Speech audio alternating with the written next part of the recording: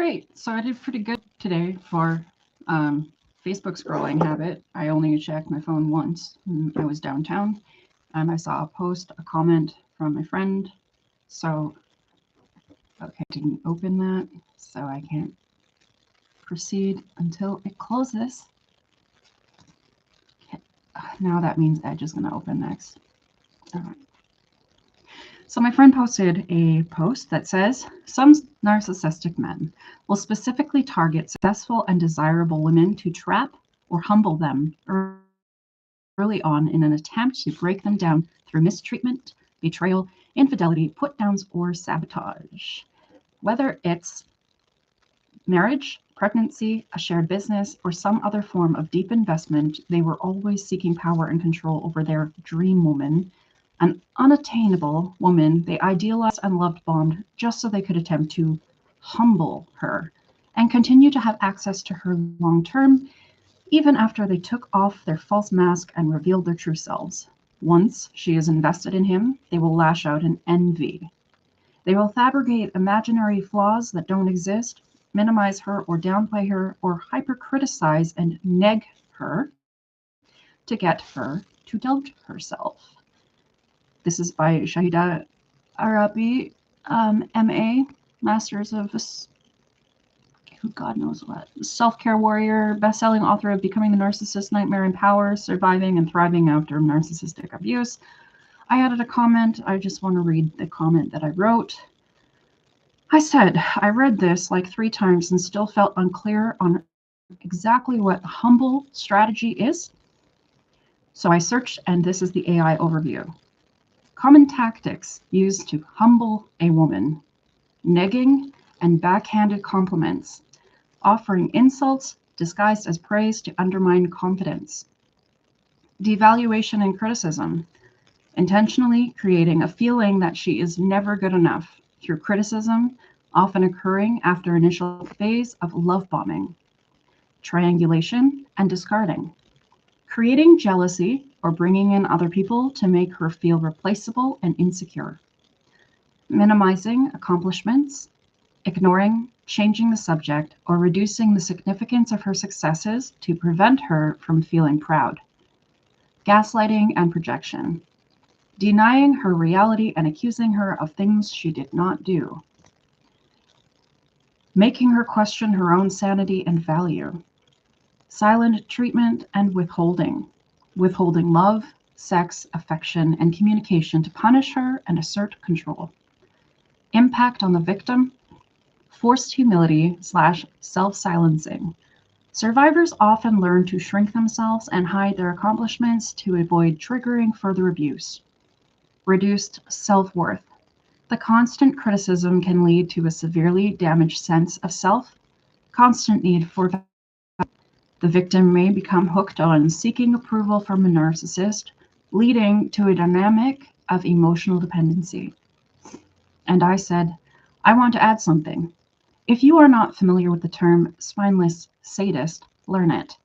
Some men are attracted to ideal or exceptional women because they are attracted to powerful women and breaking them when they feel intimidated.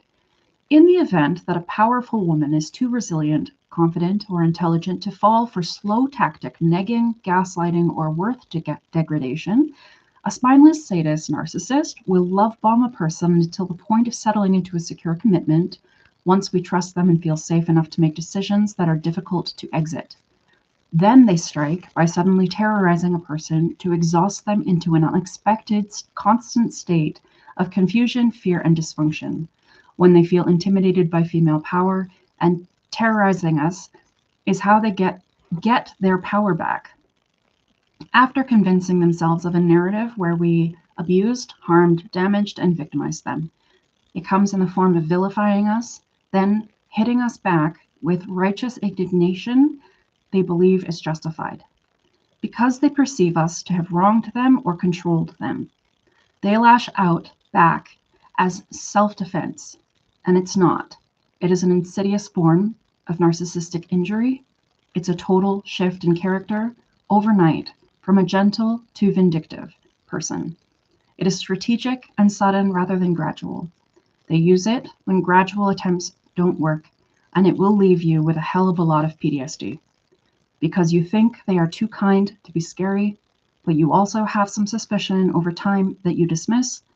A kind, vulnerable narcissist who goes from safe to sadist overnight is the worst case nightmare. All right, I just figured since that's the only thing I did online today, which is good because that means I'm dialing that back. I left the house today and I've been out all day and I'm very tired. I worked on my YouTube stuff yesterday because of the information that DeepSeek was giving me to kind of break down and start thinking a little bit, doing my own psychoanalysis on myself and deciding whether or not my YouTube channel is a compulsive habit that I can't control, or that I have difficulty controlling, or whether it's like mood state dependent oriented, or whether it is something else. I've started to go, okay, what is my purpose here and what does it mean? What does it come across as? Why am I here? Why am I still here after 10 years? Why do I hide my stuff? And I thought that it would be good for me to sit with this and give it the clarity that it deserves. So yesterday I worked on that. And then this morning I got up again and I worked on that again. And I started noticing things and thinking, because it was suggesting things like avoidant personality disorder, avoidant attachment style, schizoid, schizotypy, ADHD. And I started thinking, oh my God, my attachment style used to be preoccupied. I don't know if it's ever been fully healthy, like it's ever been secure. I think maybe sometimes it has been, but I thought I was dismissive avoidant. And when I started looking at fearful avoidant, I was like, oh, holy shit. And maybe it's not just schizotypy or schizoid. You know, maybe I'm not just an isolated person who prefers isolation and the company of myself or whatever the fuck that is. And maybe there's some sort of intimacy thing, like how I come through here. I don't know. I have a lot to self-reflect on, and I've been doing it with pages and pages of paper. And I worked on that a bit this morning.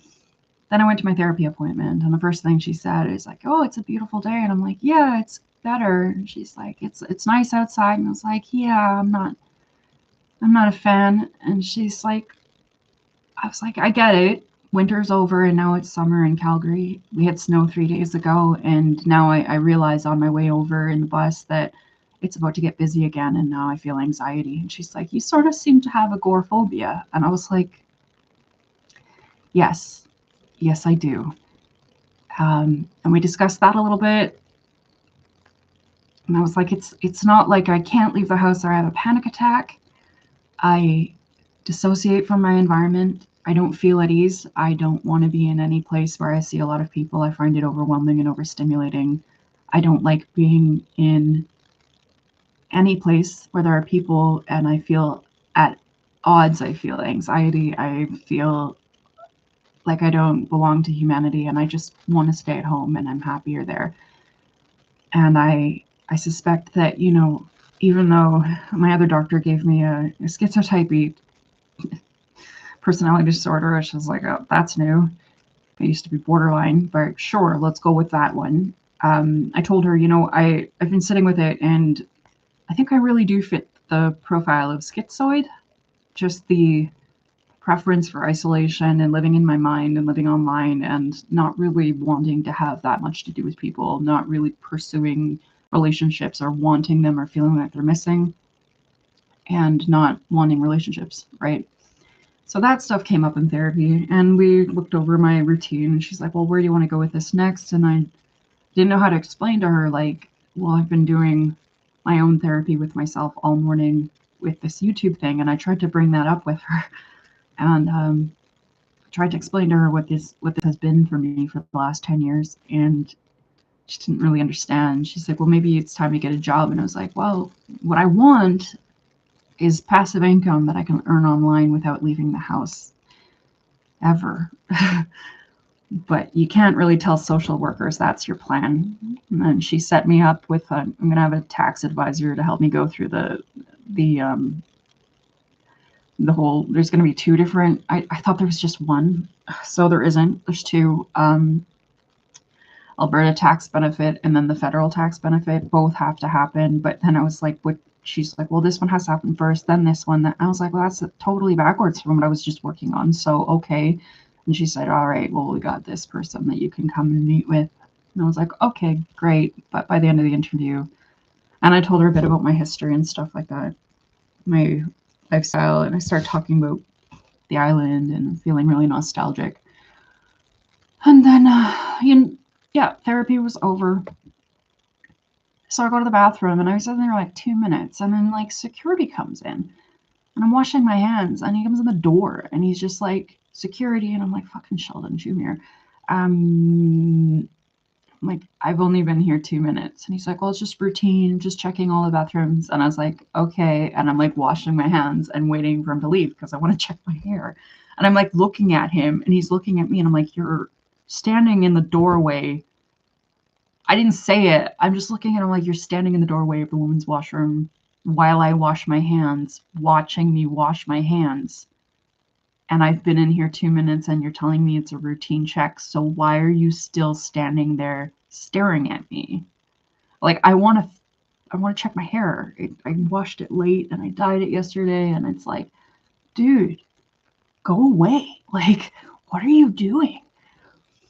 So then I go outside and I go sit in front of the, so at the hospital there, they've got like these black bench things that have been there forever, and you can either sit at the bus stop itself while you wait for the bus, or you can sit on these black bench things. And so I was sitting on the black bench thing, and this young native chick comes up and sits next to me. She's like, my name's Brittany. And I was like, oh, hi, Brittany. And she's like, people say like Brittany, like bitch, Brittany, bitch. And I was like, yeah. And she's like, you want to see something? And she opens up her purse, and she's like, the shoe falls out and her house key falls out on the ground, and she pulls out this box and she's like, see? And I was like, yep. And she's like, do you want to buy some side? And I was like, no, I don't.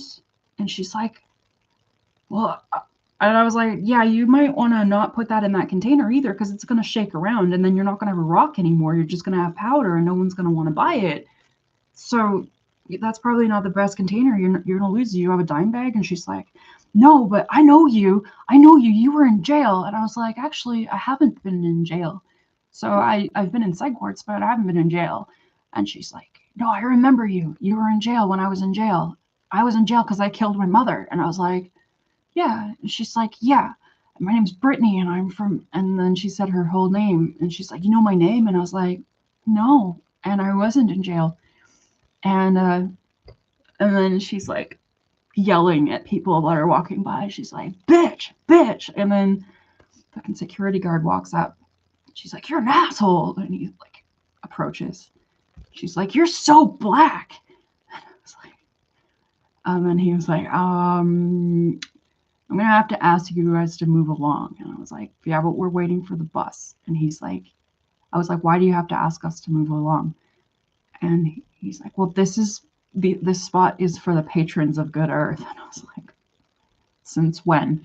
Right? I'm like, I just like looked around and I'm like, I'm confused. So do they put tables out here, or is this just the black bench that everybody sits at in front of Sheldon Schumer? And he's like, well, you can sit there if you're a patron of the Good Earth.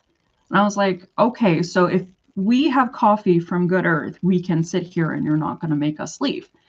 And he's like, well, I guess that, yes. And I was like, oh, okay, cool. So I was like, do you want coffee, Brittany? And she's like, absolutely. So then I'm like, yeah, but I have to walk all the way around to the back of the building to the emergency center. So can you just key me in through the door? And he's like, I guess I can do that. So I walk with him and he like keys the door for me. And then I'm like, I turn around and he's like, are you okay? And I was like, yeah. And he's like, she really can't be sitting there. And I was like, oh, okay. He's like, well, she can't say racist comments. And I was like, well, technically she can because she's Native. And so Native people can say racist comments. And he's like, she can't say racist comments to me. And I was like, well, she can be racist to me and she can be racist to you because we're both colonizers. She can be racist to white people, black people, brown people. Natives can be racist to anyone they want to be because this is their land and we're on it. And he's like, well, she can't. And I was like, he's like, your friend is going to have to go. And I was like, okay, first of all, I want to go in and buy coffee. So can I go in this door? Can you scan it for me? Second, I don't know her. I just met her 5 minutes ago and I want to go buy coffee so we can sit at the benches that you said we could sit at if we were patrons of Good Earth. And I go in and guess who shows up? Bathroom cop. And he's on the other side and they're both on either side of me. And I'm like, what the fuck is happening? Like, I'm not a suspicious person right now. I'm just sitting outside having a coffee, or I intend to. So I'm like finally just like, what the fuck? So I walk, I go to Good Earth, buy a couple coffees. I go sit outside with Brittany bitch, and we're drinking coffee and talking, and then she screams at this woman. She's like, you know, screaming at everybody that walks by. She's really feisty, right? And she says, hey, you fat shits, fascists, fat shits. And we go, and she like runs up to these people and she's like, I'm gonna throw my coffee in your face. And I was like, don't, I just bought that. It's hot. Why would you do that? I just bought you that coffee. And then I think she threw it on the ground or something. She starts screaming at these people. She's like, I'm going across the street. Come with me to the park. And I'm like, I mean, I did just buy coffee so we can sit here, but it's all right. It's all good. So I go to the park with her across the street. And I'm walking around the park, and then she finds a bench with 3 old dudes. She sits next to one of them, and she starts fighting. She's like, I'm gonna fucking slap you. I'm gonna fucking slap you. And then she pushes him, and he jumps up, and he starts screaming at her. And then more security guards show up from across the park. And they're like, hey, just checking to make sure everything's okay over here. And these are like 3 old men, and they're like, we're from here. We're from here. We're from Calgary. We've been and raised our whole life. We're from Alberta. And this other guy's like, I'm not. I'm from Duncan. And I was like, oh, I'm from the island too. So I like tried to diffuse the conversation, and they kept laughing, and they were like asking her, who's the toughest guy in the world? And she's like, Bruce Lee. And then the guy that was pissed off started laughing, and then they like called her Mighty Mouse, but then she tried to fight again, and I was like, okie dokie, I'm a bit tired. And I looked up and I saw like the word art on a building. And I was like, is that the art gallery? And they're like, no, that's not the art gallery. And I was like, okay. So I pick up my phone and I look, and it doesn't show the art gallery. And then it shows the library in the park. And I was like, wait a second. Is that a library, or is that the headquarters of the library now? Because I thought that they had moved that one to, and he's like, no, that's the oldest library in the city. And it's always been open. And I was like, shit. Last time I was here, I thought it was closed. So I never went in there, and I thought that it was like the headquarters. And that the new library was like the big one. It's just down a few blocks away, right? But I was like, I've never been in that library, and I'm getting sick of these feisty ass people. I'll let them, I'm gonna go. So then I went in the library, and I had 5 hours to kill anyway. I'd already killed like 1.5 or 2, and I had somewhere to go this evening. So sat in the library with my books, and I started transcribing in a different environment, working on my notes, my YouTube self discovery psychoanalysis. I have a lot to think about, and I've been just like for the last 2 days making that my project right now. And I worked on that today. And yeah, but I just had so much anxiety, and I looked over and there was like a banjo on the wall, and I was like, oh my god, that's so cool. And I walked up to it and I like hit the banjo strings, and then I saw like a whole wall of music books. And then on the shelf, it says, rent an instrument. And I went, what? Rent an instrument. I like look at the banjo, and I'm like, I went up to the front desk and I was like, hey, can you rent an instrument? She's like, yes, this is the only library in Calgary where you can rent an instrument. We have a rent an instrument program. And I was like, can I rent a banjo? She's like, yes, if we have one in stock, you can rent a banjo. And I was like, cool. I need a library card. I haven't been here in 10 years. I don't think mine's active anymore. So I signed up, got my library card, and she went to check, and she's like, I'm sorry, it said there was one on file. It's not there.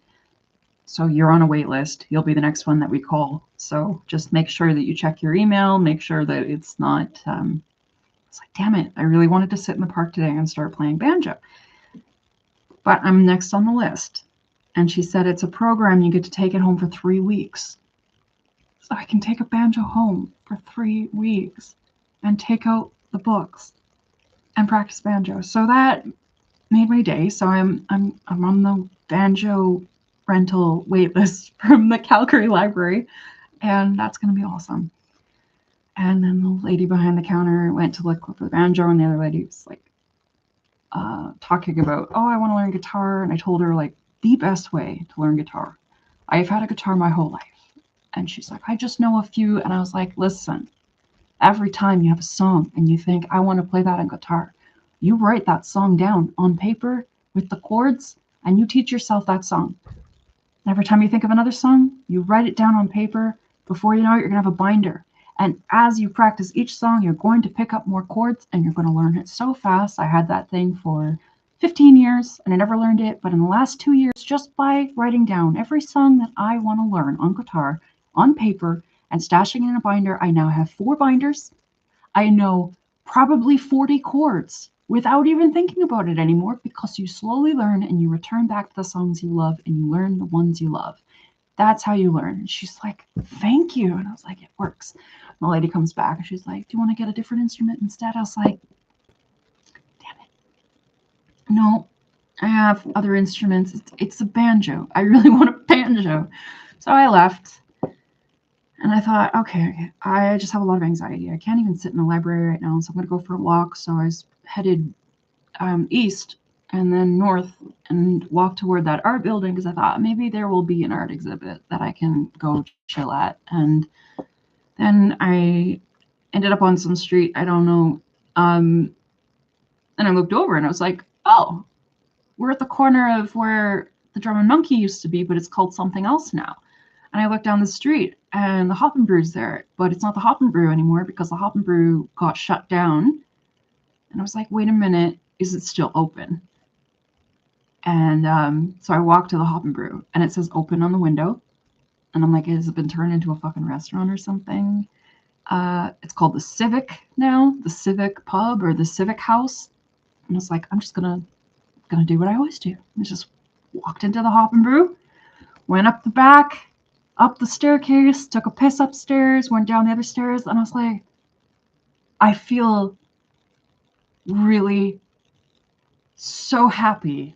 I don't know how to explain it. Just to go to the Hop and Brew today or the Civic House and to walk through, go up those stairs, take a piss, go down the other stairs. I thought about sitting and getting a drink and writing with my stuff, and I thought I'm too tired and I don't want to show up drunk. So I'm gonna go today. But the nostalgia of going back to the Hop and Brew was like one of my favorite ever places in my 20s. I fucking love that house. And I'd heard that it was going to shut down. It's like a giant house that's been converted into a pub. So you walk through the living room and you walk through like the main, and then there's like a pub. But then all the rooms are just, it's like a really big old house. And you walk up this creepy little staircase. Upstairs, there's bathrooms and pool tables and chairs and a patio. And then another says, I fucking love that pub. Anyway, I've made that point. So I was like, okay, gonna go back because I have this. I was killing 5 hours because my friend asked me on the phone. She's like, can you come to my poetry reading thing? And I was like, I don't want to go to poetry reading at all. But I had to promise her. So it was in my book. She's like, it's 7 o'clock, Shelf Life Books, which is across the street from the hospital, right? And I was like, all right, this is why I was killing all this time. So I go back to the park and I sit for a bit. I go back in the library. I don't even know. I think I checked my phone, and that's when 5 minutes of Facebook today. That's it. My habits are improving slowly, I guess. Then I go to Shelf Life Books and I see that there's like people eating brie and cheese and stuff. So I go to the food table and I have, oh no, first I walked all the way up the block looking for pizza because I was suddenly hungry.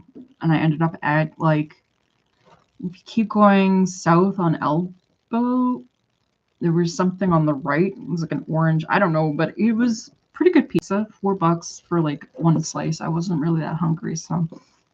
But then I showed up at the poetry thing, and there was like wine and cheese and fruit, but it was all free. And I was like, okay, cool. Then I sat down. I was like, I don't see my friend anywhere.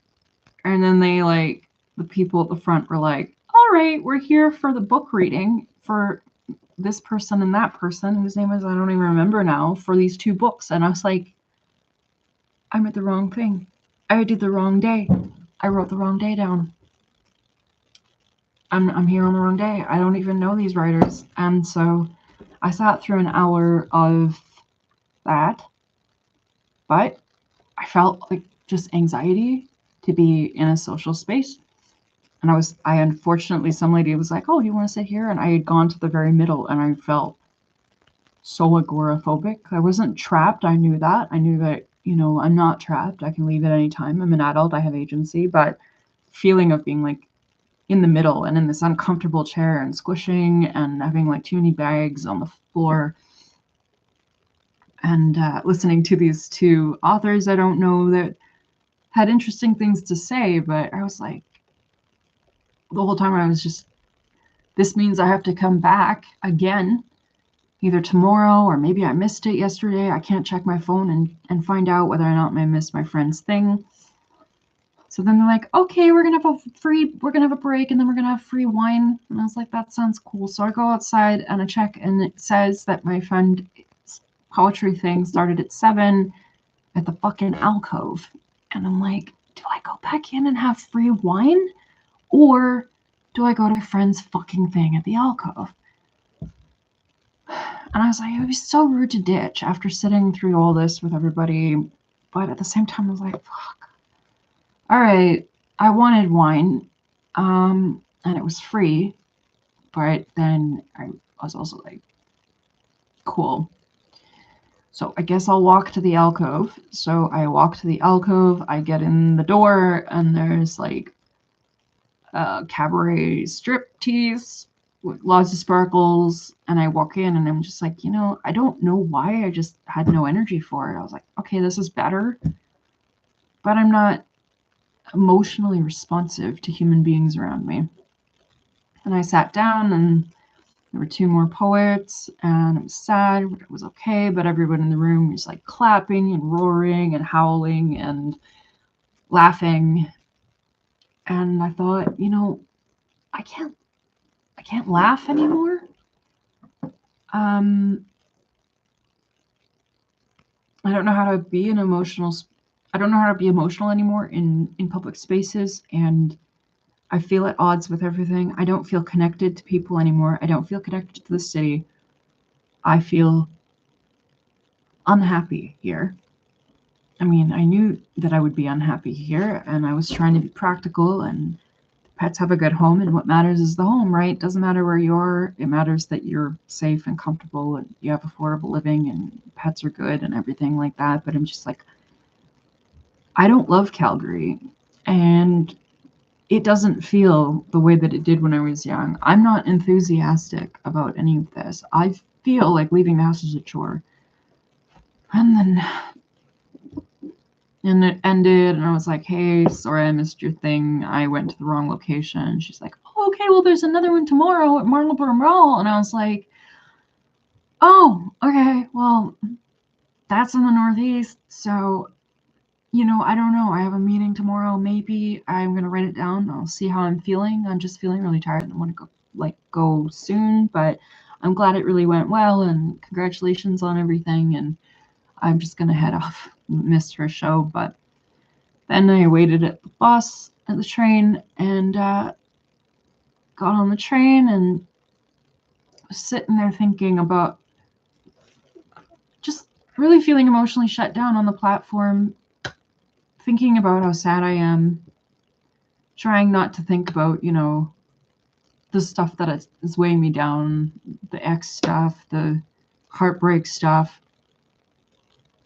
But it's like, wherever I go, I can't shut that part off. It's like, it's always there. I'm in my head and I can't bring myself into the space around me. And I was on the train and I was thinking about how I can't laugh anymore. And then at the front of the train, there's these 3 younger guys, like 20s or something, maybe 30s, I don't know. And they sounded like some form of Arabic. I don't know, probably, I don't know, UAE or something. I don't know. I couldn't tell, but it sounded definitely Arabic. And they were like babbling at each other. And then one of them just had the goofiest fucking laugh ever. And I kept being like, is that real? Is he faking it? And he kept laughing and he sounded like a weird little like high-pitched hyena. And his other friends started laughing. And then he started laughing and they were laughing. And then I started laughing. But then this native chick on the other side of me screams, "Shut the fuck up or I'm gonna smash your face in!" And I was like, and then they started laughing again. And then I was like, keep going. And she got fucking mad. And she looks at me and she's like, "Bitch, I'm gonna smash your face in, bitch. Shut the fuck up, bitch. I don't have the day for this. I'm angry. You're picking my wrong day. I'm gonna smash your face in, bitch. Bitch, bitch, shut the fuck up." And I was like, I think I'm gonna get smashed. I think I'm gonna get face smashed. And so I was just like calmly sitting there, like thinking, like, if she comes over, because she did, she stood up and she screamed at me. And she sat back down again. She's like, "Have the day. I'm angry. You're fucking with me on the wrong day. I'm gonna smash your face in." I was like, okay, just brace myself. So if she smashes my face in, or if she comes to hit me, I will calmly say, "Hey, hun, I know you're having a bad day. Do you want to go get something like food? What do you need? You feel like I can see you're having a bad day." But she was mad enough that I was bracing to be punched in the face. And I was like, that's okay. That's what I leave the house for. I don't leave the house for poetry meetings. I leave the house so that a native bitch can punch me in the face, because if someone else got punched in the face, everybody would be freaking out. It'd be like assault, someone would be pulling the thing. For me, I'm like, girl, you're mad. It's okay. Poetry reading, the first one I went to, they were talking in the book about like this woman was like how she was staying at this thing and then she learned not to hit mosquitoes anymore, and she's like, "Does anyone else in this room not hit mosquitoes?" And I was like, yeah, actually, but she didn't see me, and I was like, should I tell her at break that I hear her? She's like, yeah, and I met this woman in Seoul, and she is like some kind of Buddhist that goes to the river and like sits in like the Buddhist posture and allows all the mosquitoes to bite her, and she breathes through it and she doesn't hurt them and she accepts it. And I was like, me too. I mean, I don't accept it, but I usually just go, I won't hit them. I haven't done that now for 15 years. I hit one when was that? I felt so bad. I was so angry and I hit it and I went, oh my God, what have I become? I'm a monster. I don't hit mosquitoes. Why did I do that? And I don't remember when that was, where that was, but I remember the moment I was like, I'm angry.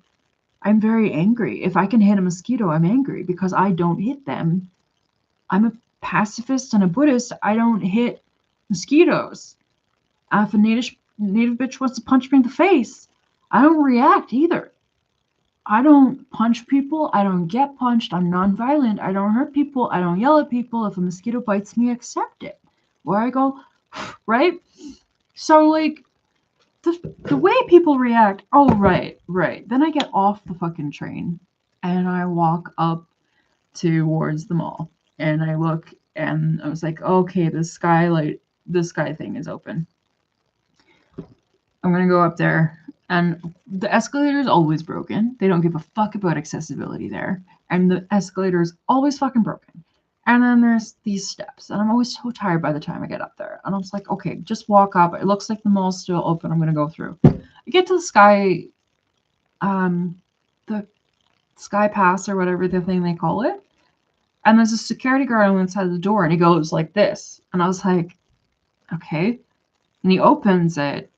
And I was like, I just want to go down the elevator. I don't want to go in the mall. I just want to go down the elevator on the other side because I live over there. He's like, you can go down. And I was like, yeah, I know. But it's either I walk over there, go down the elevator, go outside and walk home, or I go back all the way around to the cement fucking bridge and then take the long way to go back home. So can I pass here and just go down the elevator? I don't know why they don't have that accessible at night, right? And he's like, well, can I see your ID? I was like, how many security guards did I have to deal with today? And I was like, wait a second. You want to see my ID? That seems strange. He's like, and I was like, why do you want to see my ID? And he said, I want proof of where you live so I can let you go through. And I went, I don't think it's normal for you to ask for that information as a security guard. I don't think you're actually allowed to ask a person for their ID. And he I just looked straight at him, and he was like, well, you don't have to do it then. And I was like, you're right. I don't have to do it, but it's very strange of you to ask me that. I don't think that you're supposed to ask me that because you're a security guard and you're not a cop. So I don't understand why you're asking me that question. You're giving me the option of doing something that I don't think you're supposed to do, or walking around on the other bridge. And he's like, yeah, if you don't want to show me your ID, then you can go around. And I was like, okay, but you're a security guard and you work for Cadillac Fairview. I used to work there. So I'm going to call them in the morning and I'm going to let them know, because I am very sure that you're not actually allowed to ask people that question. And I'm going to go around and I'm going to call Cadillac Fairview in the morning, and I'm going to make sure that they know that you're asking people for their IDs, because you're not actually allowed to do that. I don't know that he's not allowed to do that. I'm going to double check the law. And I'm going to call Cadillac Fairview in the morning like a Karen and let them know, because there's something weird and sketchy about that. Like, I don't think I should have to. There's no legal law there. You can't. If the security guard asks you for your ID, I don't think you have to give it to them. I think you can just say no. To look and see where I live, like, fuck, bud, it's actually none of your business. No. I'll walk around. And then I get home and I look at the window, and Luna, oh, she's just waiting for me. And I was like, this is what I love. I don't love connecting with people. I don't love people. I don't love the fact that people exist. I don't want to leave the house. I don't know what all these things are. But I get in the door, and Connor's like, ah! And I was like, I know. I was just outside today. I was outside all day. Big day. I was outside all day. I had to go outside. I told you I have to go outside. I was outside all day. Long day. And he's like, wow. And I was like, I'm just going to change your water. I'm going to water the plants. And then you have to go to bed because it's dark outside. I was gone all day. I'm sorry. I go to bed. You have to go to bed. And I change the water. And Pixie and Luna come out. And they're like, where were you? It's like, I left the house today. I was gone from like noon to 9. It's not that big a deal, girls and boy. So, I don't really know what to do with my life right now, but this is okay. This is good. When I'm home, I'm happy. I don't long to go outside. Probably need to find some form of income soon, and that's something that I need to work through. I'm gonna probably look at the florist shops in the next couple weeks and ask if they do any extra hands for Mother's Day, as that's a nice casual, like, part-time, not very much position. and I can check in with them all and say, hey, just wondering if you need an extra florist. I've experienced floral design and I would love to help you, just part-time or casual for Mother's Day. If you need extra hands, let me know. And they probably will, you know. So that's something I can do in the next couple of weeks. I'm not looking for a job. I don't want a job right now. I'm just trying to, once I get my all 3 tax credits, then in June we have the ADEP coming up, which is the Adults with Disabilities Employment Program. So just really looking forward to being told that I'm an adult who can work, even though I'm struggling with my basic care and stuff. So yeah, if they want to tell me that I can work, then they can put me in a job training program. Hopefully, maybe they'll pay for that and send me to school and give me a laptop. Sounds good. They want me to work, they can pay for me to work. Hope that saves budget. Hope that works for whatever that stupid politician that they all hate here. Nicole Smith, Danielle Smith, something like that. Danielle Smith wants to save money for making sure that the disabled people who can work can get jobs, and that there's no excuse for them not to pull themselves up by the bootstraps. And if they want jobs, if they can work, they should work. And if not, then they can't, but they need to prove it all over again. So basically, in 2 months, I have to apply for disability all over again. I just got here, but okay. 3 tax credit situations and another disability application to find out whether or not I can go into the not working or working category, not the I can't work right now because this, or I can work sometimes, or I can work when I'm ready, or I can work when I'm able, but not all the time. That's why I'm on disability, is because sometimes it's going to work, sometimes it's not. And it's like, we can't rely on that. If we're going to crash, like, I can't call in sick every other week if I'm so tired, and I am so tired, and I'm like, cool. Thanks, Alberta. So that's next on my list of things to do, but I'm just trying to make priority decisions for my life and figure out who I am, because I'm going through another identity crisis, but really not knowing myself or my goals or my values or what to do with my life and my time. And you know, I want to go home, but I don't know. I just don't have $1 million yet to buy a house and be secure there forever. Other than that, I would go home, but I need somewhere safe where I know my pets are going to be okay. I want to get up in the morning. I want my lunch to be, I'm going to walk to the Sunshine Kitchen. I'm going to bring Connor. Connor's going to go with my backpack, and I'm going to go to the soup kitchen. I'm going to see everybody I love. And then at the end of the day, I'm going to go home to my apartment or my condo, and I'm going to go to bed. I'm going to get up again, and the next day I'm going to go chill with my fucking loved ones, the people I love, the ones that make me laugh. I'm feeling a lot of mood states where I feel like, I don't think I know how to laugh anymore. And when I'm alone and I'm in my head, and I just feel so drained when I'm out in the city, and I think about how I don't laugh anymore. And I'm so at ease with myself here. I find it easier to laugh here. And the DeepSeek thing, and the YouTube questionnaire thing is just like, is it getting in the way of your life? And I'm like, nah, this is my life. I missed it. Can I go without it?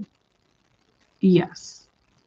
Is it interfering? Is it getting in the way of the other things in my life, like my job or socialization? Kind of, but no. Like, if it was art, which I feel like this is, I would let it get in the way. I would prioritize what matters, and for some reason this channel matters, but I don't know why. I don't know what I want to be or what I'm doing here. And I've been sitting with all of that for the last 2 days, and it's been the dialogue, the one that I recorded yesterday or whatever, it gave me a lot to think about. And so I listened back to the last recording with my notes, and I started making notes. I started thinking about certain things, and each time, while I was copying from my phone, the DeepSeek document, transcribing it, and while I was listening, and sometimes I would just stop and write down a note. So I'm expanding on it. I'm answering the questions in my head a little bit. While I write it down slowly and break it down piece by piece, I get to sit with each sentence a little bit slower than I would when I read the whole thing and I read it all fast and I extract what is the next relevant part and I ask the next question, it answers. I extract the relevant parts, ask the next question, try to keep it ordered, and then now this is the part where I sit with each component and I break it down and I give it the time it deserves. That's what I've been doing. That's what I did this morning, and that's what I've done yesterday. And yeah, I would be happy to keep doing that. I need to think about some things,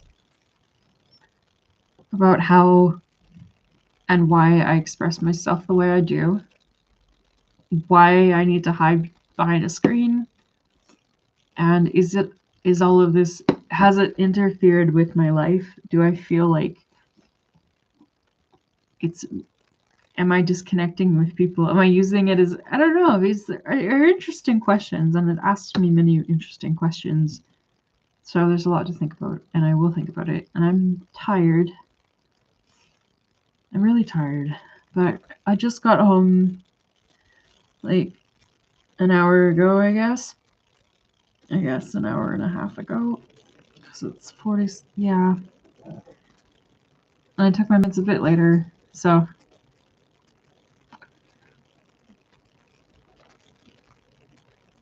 Time isn't really what it used to be.